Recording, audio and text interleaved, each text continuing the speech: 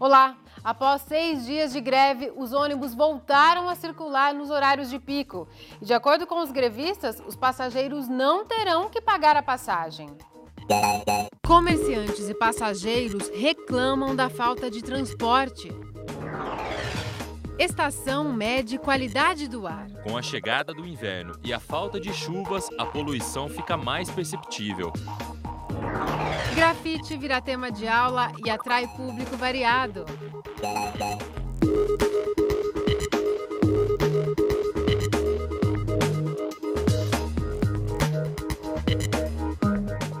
A gente começa a Unesp Notícias com as últimas informações sobre a greve dos ônibus.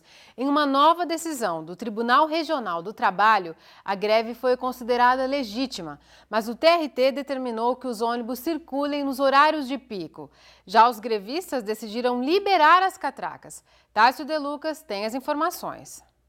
A Justiça do Trabalho determinou a circulação de pelo menos 70% da frota de coletivos em Bauru nos horários considerados de pico, das 5 da tarde às 8 da noite e das 5 da manhã até às 8 da manhã. Bauru está hoje no 6º dia de greve, apesar de ainda não atender toda a necessidade de deslocamento da população, pelo menos nos maiores horários de transporte dos trabalhadores, na ida ao trabalho e depois no fim do dia da volta do trabalho para casa, os ônibus devem circular. Pelo menos 75 motoristas estão articulando a saída dos ônibus agora para o fim da tarde, começo da noite em Bauru. Tássio De Lucas para o Unesp Notícias. E agora, às 5h32, os ônibus já estão circulando. Você vê as imagens feitas agora há pouco dos coletivos saindo das garagens. Segundo a determinação do tribunal, os ônibus vão circular até às 8 horas da noite. E amanhã, repetindo, estarão nas ruas das 5 às 8 da manhã. E assim como foi informado pelo representante dos grevistas, Walter Dutra, os carros estão rodando com as catracas liberadas, ou seja, sem pagamento de tarifa. Sobre essa decisão dos motoristas, a Indurb disse que o problema deve ser tratado pelas empresas de ônibus. Já os representantes das empresas disseram estar acompanhando o caso. E está marcada para amanhã, às 2 da tarde, no Ministério Público do Trabalho, aqui em Bauru, uma audiência com representantes dos grevistas, da Indurb, do sindicato, das empresas e também da prefeitura. E os vários dias de greve têm trazido prejuízos para a cidade. Comerciantes e passageiros reclamam da longa duração do movimento. A greve dos motoristas de ônibus chegou hoje ao 6º dia. Já é um recorde. Bauru nunca ficou tanto tempo sem coletivos nas ruas. Prejuízo para o comércio, pontos vazios e nada de clientes. Totalmente parado, muito prejuízo à empresa, né? E em geral. Sem o serviço, as empresas de transporte coletivo deixam de arrecadar R$200 mil por dia. Na soma, um déficit de R$1 milhão e R$200 mil em menos de uma semana. Além disso, a Indurb já aplicou uma multa de quase R$500 mil às empresas por falta de um plano emergencial. Na tentativa de amenizar a situação, as empresas tentam uma solução paliativa.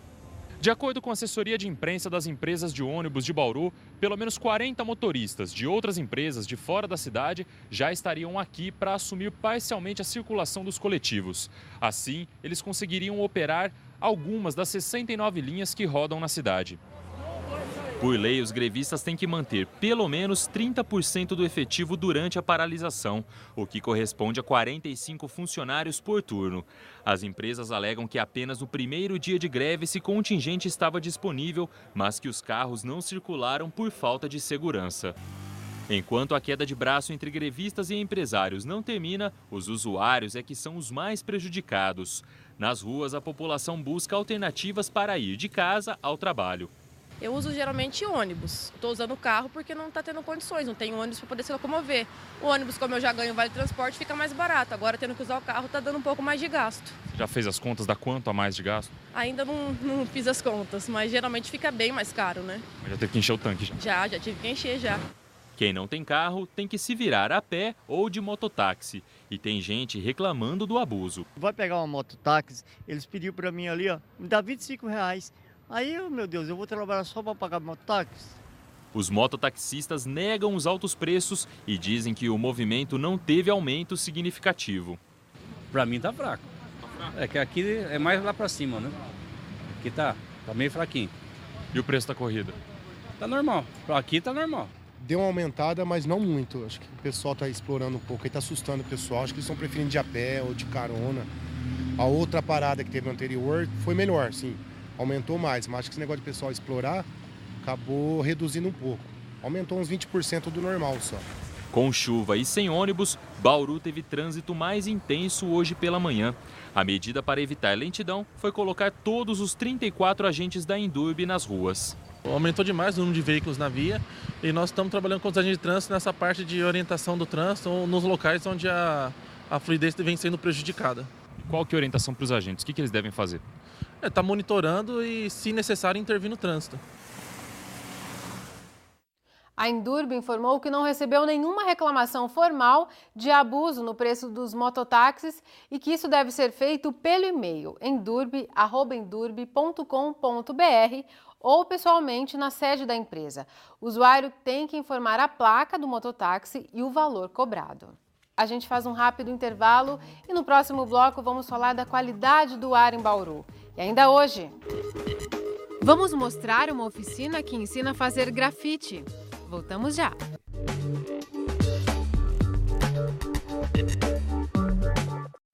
A reitoria da Unesp se posicionou sobre a greve de funcionários e alunos em diversos campos da universidade.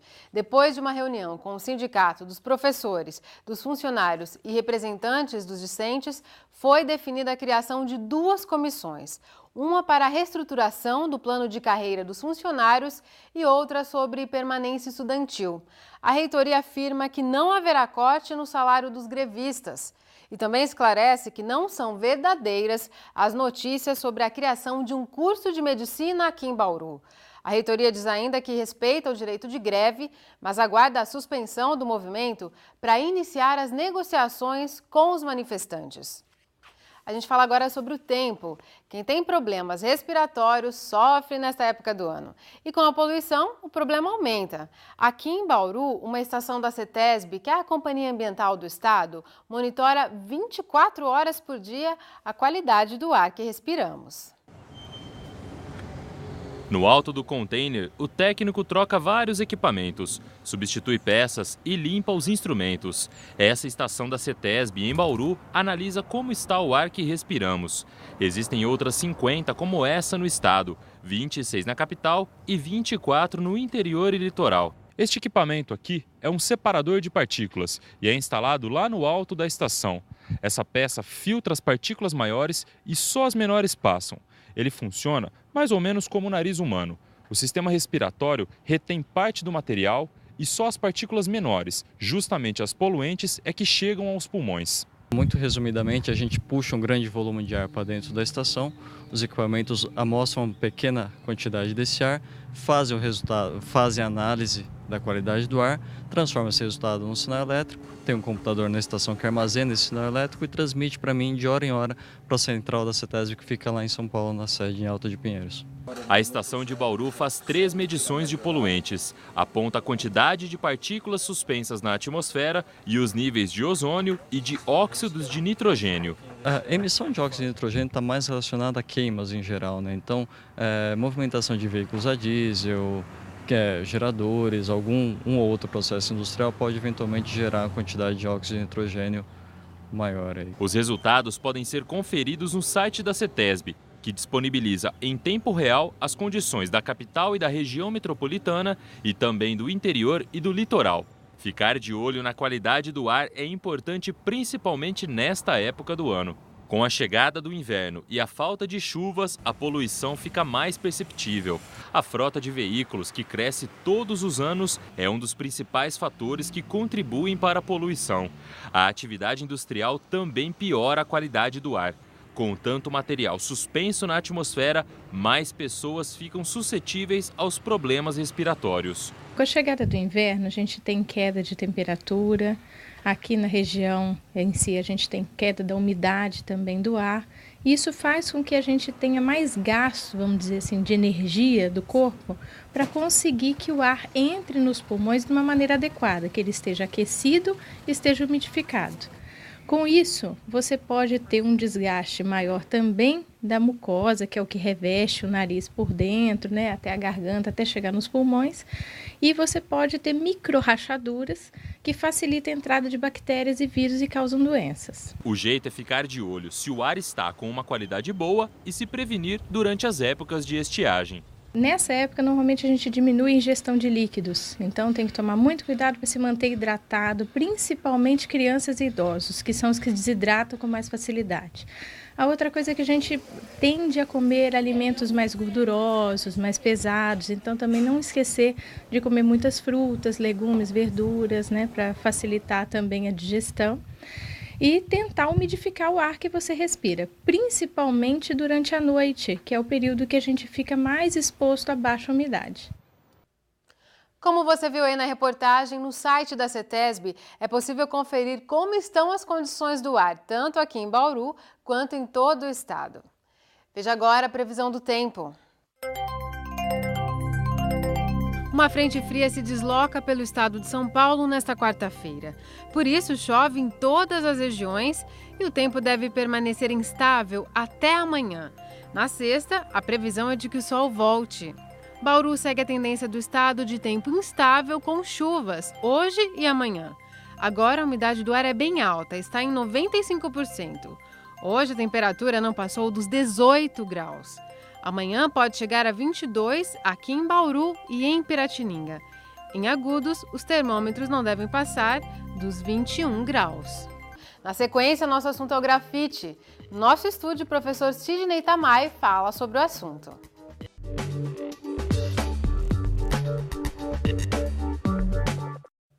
A linguagem transgressora do grafite tem caído cada vez mais no gosto das pessoas. Nós acompanhamos um curso aqui em Bauru, realizado pelo Instituto Graffiti Shop, para dominar essa arte só com muita técnica. Os muros de Bauru estão tomados por pichações. Em alguns, como este, elas dividem espaço com grafite, uma forma de manifestação considerada artística e que atrai um público diversificado como este aqui. Eles recebem os toques do professor Matheus, artista conhecido pelo apelido Fino. Os aspirantes a grafiteiros se preparam para imprimir nos muros a habilidade que já tem para desenhar. O grupo começa pela definição da figura. A Aline já escolheu até as cores. A experiência com o grafite vai somar a profissão que ela exerce. Pra gente, que é uma profissão acho que tão ampla, né? A arquitetura, tanto a parte técnica quanto a parte artística, elas caminham juntos, né? E pra mim é muito enriquecedor. Eu posso aplicar isso no meu trabalho, conhecendo a técnica, me interessando mais, não me tornar uma profissional da área, mas eu acho que abre muito a nossa cabeça assim, para esse mundo, né, do grafite. Hora de encarar o paredão. Antes, tem que tirar a pressão do spray. O professor repassa a técnica. A força para apertar o bico e a distância que se mantém da superfície determinam se o traço sai mais fino ou mais grosso. E agora, um muro inteiro à espera dos artistas.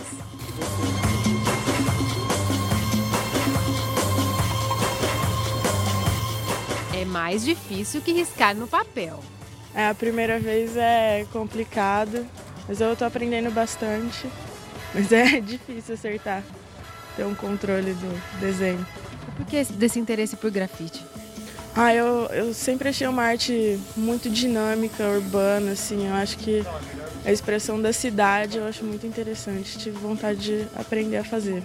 Essa arte que transforma muros em telas tem uma sutil diferença das pichações. A principal diferença, assim, é a questão da estética, né? De cor, volume, sombra. Mas, às vezes, um grafiteiro ele tem o mesmo propósito de um pichador, que é protestar, sabe? Sobre umas coisas que vem acontecendo na sociedade e ele consegue canalizar isso de outra maneira. Eu associo muito a pichação com a corrupção, com a parte suja, assim, da nossa política brasileira mesmo. E o grafite seria a parte mais correta, assim, em termos, porque a maioria dos grafites também que é feito na cidade não tem autorização, assim como a pichação. Mas por ser um lance mais de estético bonito, as pessoas têm uma aceitação maior, mas às vezes o propósito é o mesmo e a população não sabe diferenciar, entendeu? Para ele, o pichador só trocaria o vandalismo pelo grafite se tivesse todos os direitos como cidadão garantidos.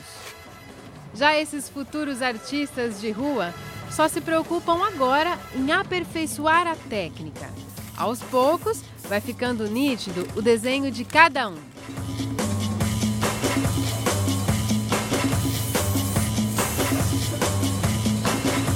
A figura da Aline saiu do papel e ganhou novas texturas.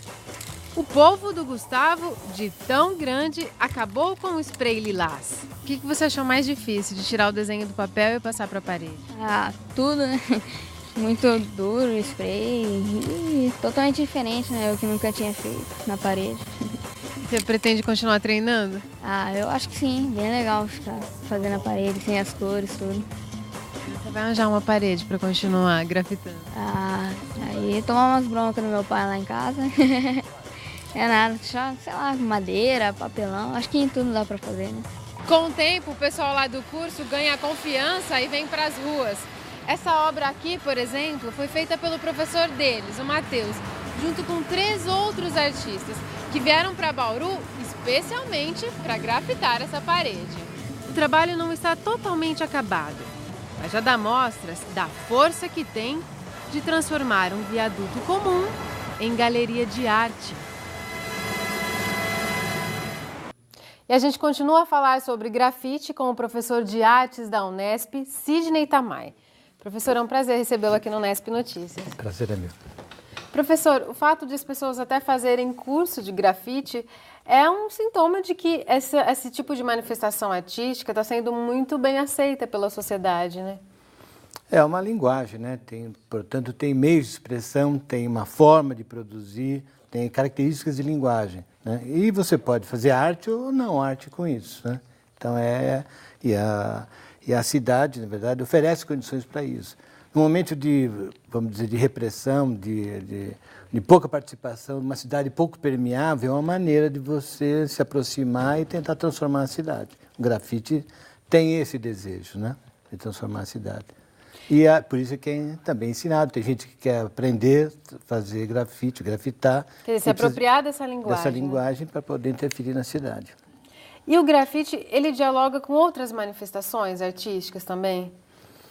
Sim, ela com a pintura, não é isso? Com o movimento de pintura, se pensar no Basquiat nos anos 80, ele vai dar origem ao neo-expressionismo, trabalhar junto com esse neo-expressionismo, ou até com a pop art, por exemplo, Valdemar Cordeiro vai trabalhar com a pop art. Na verdade, você tem um campo ampliado. O grafite, na verdade, ele amplia, ele capta, ele traduz, né, outras linguagens de arte também para o muro, para o tipo específico de inserção e de inscrição na cidade. E o senhor tem até um material que mostra esse diálogo dessa linguagem com o cubismo, por exemplo, né? O cubismo também, né? Até o Basquiat, por exemplo, trabalha isso, com a questão da perspectiva, ele trabalha com várias maneiras de perspectivas, de modo de olhar, né? Do campo de projeção, mas também boa parte disso dá para você trabalhar isso via arte concreta, né?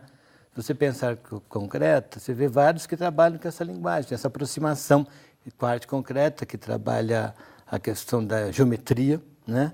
E também com a própria poesia concreta, que é mais importante. Os poetas concretos, tipo Augusto de Campos, onde ele coloca uma duplicidade que a gente chama de vérbico visual, o que é você olha e fala, né, ao mesmo tempo. É uma poesia que, apesar de escrita, ela fala. E o falar, ela amplia, né, a maneira de perceber o que está escrito.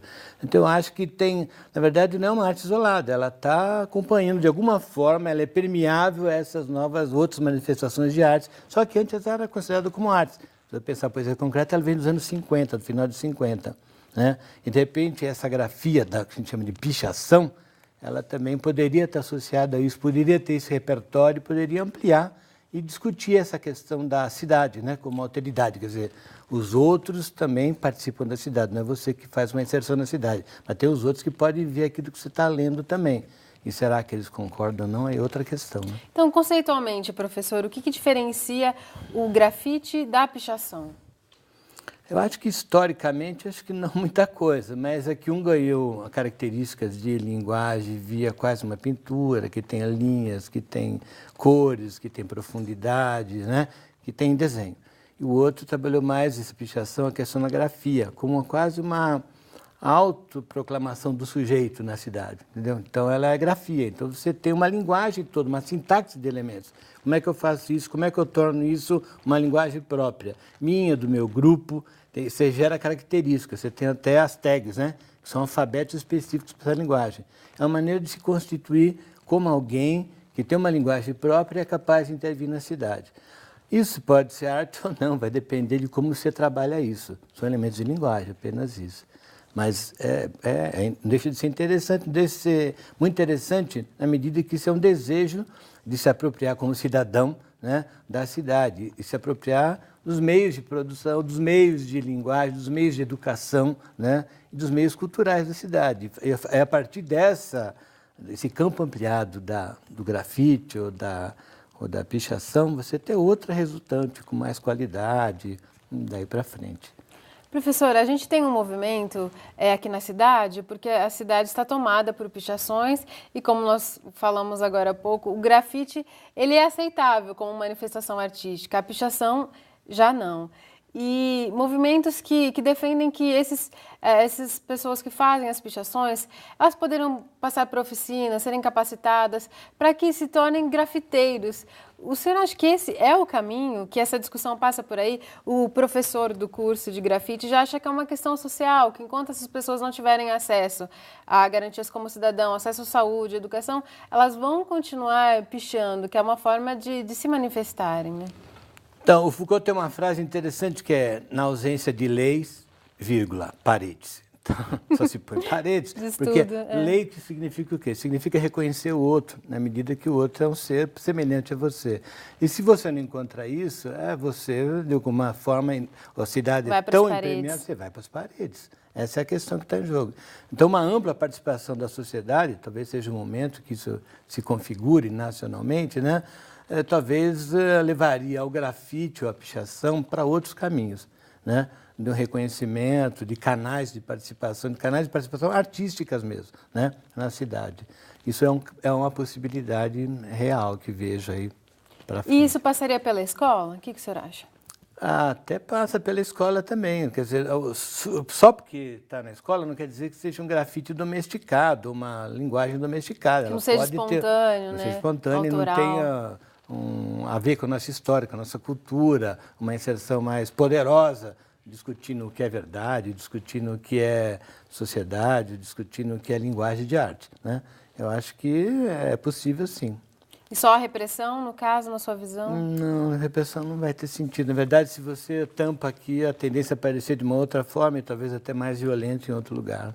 Acho que a questão é a inserção, reconhecer as diferenças que eles só conseguem no grafite, entendeu? Talvez as diferenças tenham que estar na cidade. Tá certo, professor. Muito obrigada por enriquecer essa discussão. Tá ok, obrigado. E antes de encerrarmos, uma dica cultural. Hoje, o blues esquenta a noite de quarta no Sesc. O show é de um dos nomes mais importantes do gênero no Brasil, o músico André Cristóvão. Camelô vendendo adoidado, chaveiro de lasca de pedra, genuíno pedaço do Cristo, não gasta bem, não surge, não quebra. André começou a carreira na década de 70 e se consagrou como o grande nome do blues no país. Um reconhecimento que veio principalmente pela forma como uniu o gênero norte-americano à música nacional. Tirando da manga elementos do samba, da world music e da MPB, o músico abrasileirou o blues e é visto por muitos críticos como um visionário.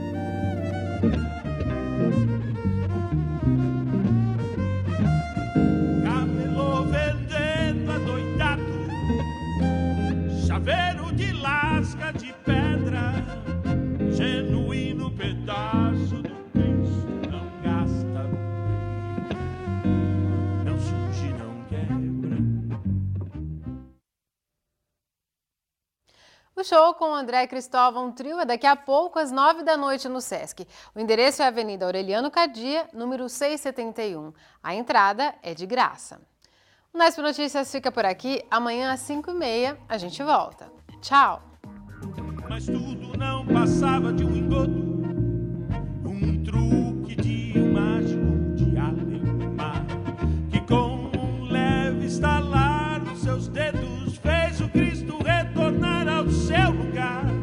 Oh, yeah, yeah.